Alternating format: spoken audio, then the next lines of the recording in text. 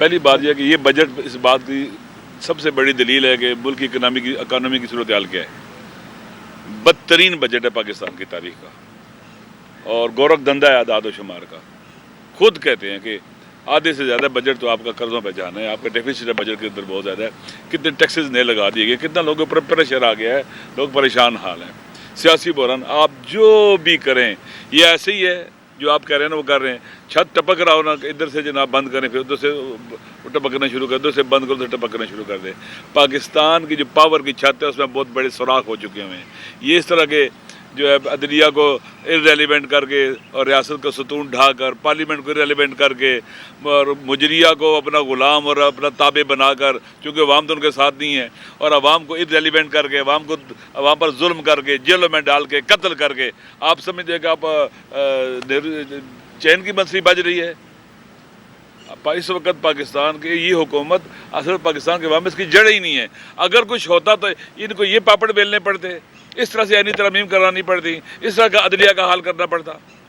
میرے خیال میں نے پہلے بھی کہا، جب سارے راستے بند کر دیتے نا آپ ریفارمز کے، چینج لانے کے، جو قانون اور آئین بدلاتا ہے، پھر لوگ اٹھتے ہیں اس آئین کو بھی اٹھا کے پرے پھینکتے ہیں، اس سسٹم کو اٹھا کے پرے پھینکتے ہیں۔ پاکستان کی آبادی 24-25 کروڑ ہے، 60-70% جوان ہیں، لوگ مرنے سے نہیں ڈرتے، گولیاں کھائی ہیں، لوگ جیلوں میں ہیں، زندانوں میں ہیں۔ اگر وہ لکھ کے دیتے ایک جملہ کہ ہم عمران خان سے لانے اللہ تعالیٰ کی کرتے ہیں، آج باہر ہوتے، وہ ڈٹے ہوئے ہیں، وہ سیاسی ورکر جو پولیٹیکل ورکر ہیں۔ اس لیے یہ ڈینائل کنڈیشن میں یہ سب سے بڑی خطرناک ہے کہ آپ جناب آنکھیں بند کر لیں، طوفان کو دیکھ کر آنکھیں بند کر لیں، کچھ بھی نہیں ہے۔ جب آپ اس حالت کا شکار ہوتے ہیں نا تو آپ کے لیے ہر چیز حادثہ ہوتی ہے، پھر اچانک ہوتی ہے جب آپ ڈینائل کنڈیشن میں چلے جاتے ہیں۔ تو میرے خیال میں پاکستان کے حقائق، واقعات آپ سب کے سامنے ہیں، کوئی ڈرتا ہے ان سے؟ میرے خیال میں یہ سمجھتے ہیں کہ ہم جو چاہیں گے وہ ہوگا، ایسا نہیں ہوگا۔ 25-26 کروڑ عوام کا ملک ہے، پاکستان کے عوام کی اکثریت ان کے ساتھ نہیں ہے، اور دن بدن ان کی پاکستان کے عوام میں جڑیں ختم ہو رہی ہے ہی نہیں اصلاً۔ اس لیے ضروری ہے کہ پاکستان کو آئین اور قانون کے مطابق چلایا جائے، نہیں تو اس ڈینائل کنڈیشن میں رہیں گے تو پھر لوگ اس سسٹم کو ان سمیت اٹھا کے پرے پھینکیں گے۔ خان صاحب نے کہا کہ ضیاء الحق بہت زیادہ ان کو پیارا تھا امریکن کو، اس کا دنیا سے سفر جو ہے کیسے ہوا ہے؟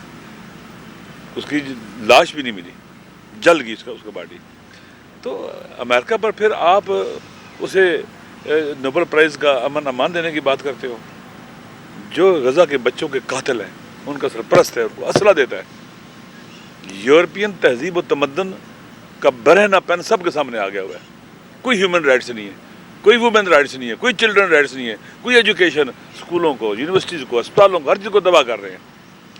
یہ ایک ایسی تہذیب ہے پر اندر سے جو وحشی درندہ تہذیب ہے، برہنہ وہاں پر مسلط کی جا رہی تھی، دنیا اس کے سامنے ہے۔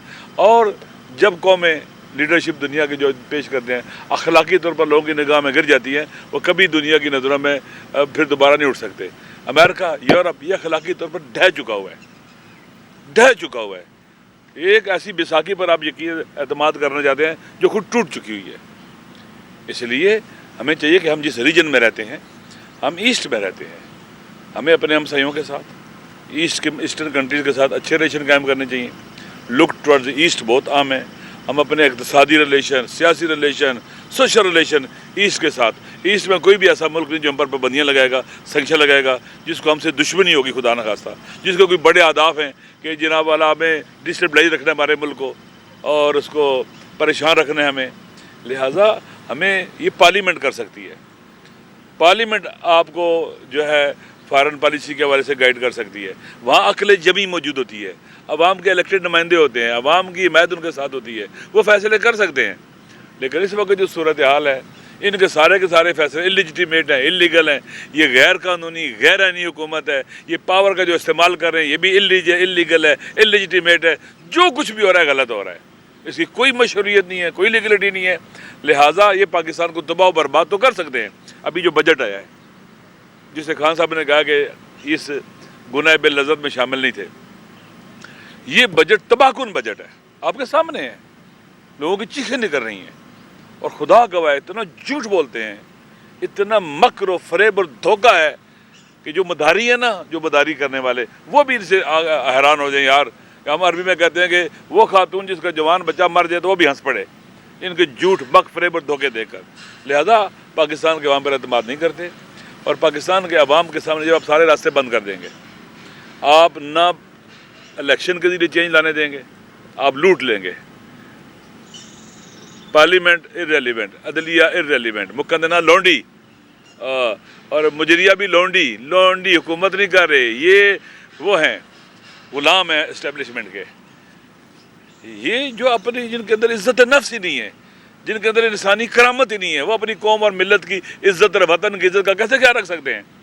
लिहाजा जब सारे रास्ते बंद हो जाएं तो फिर अवाम के पास एक ही रास्ता बचता है, उठें और इस फरसूदा सिस्टम को ढा दें, उठा के परे फेंकें।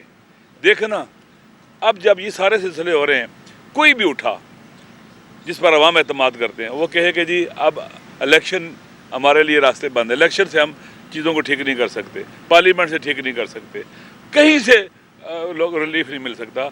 एक ही रास्ता है कि हम इस सिस्टम को ढाएं, लोग साथ देंगे, लोग कन्विंस्ड हो जाएंगे, हाँ वाकई ठीक बात कर रही है। तो मेरे ख्याल में ये लोगों को खुद उधर लेके जा रहे हैं कि लोग उठें और फिर उनको छुपने की जगह न मिले। लिहाजा पाकिस्तान ख़तरनाक सूरत हाल का शिकार है। आप चैन की बांसुरी मत बजाएं, मुश्किल हालात का शिकार है, हर लिहाज से मुश्किल हालात का शिकार है। आप समझते कि आपने लोगों को डरा के गोलियां मारकर चुप करा दिया है, नहीं, लोगों के दिलों में आपके बारे में नफरत और गुस्से और गज़ब के अलाव धक रहे हैं। ये किसी वक्त भी आतिश हिसाब फट सकता है। इसलिए ज़रूरी है कि होश के नाखून लिए जाएं और पाकिस्तान को मज़ीद तबाही बर्बादी से रोका जाए, नहीं तो आपका हाल वही होगा जो पूरी तारीख के डिक्टेटरों का हुआ है। वो कभी भी ना इज्जत से जिए ना इज्जत से मरे, वो रुसवा हुए और निशान इबरत बन गए।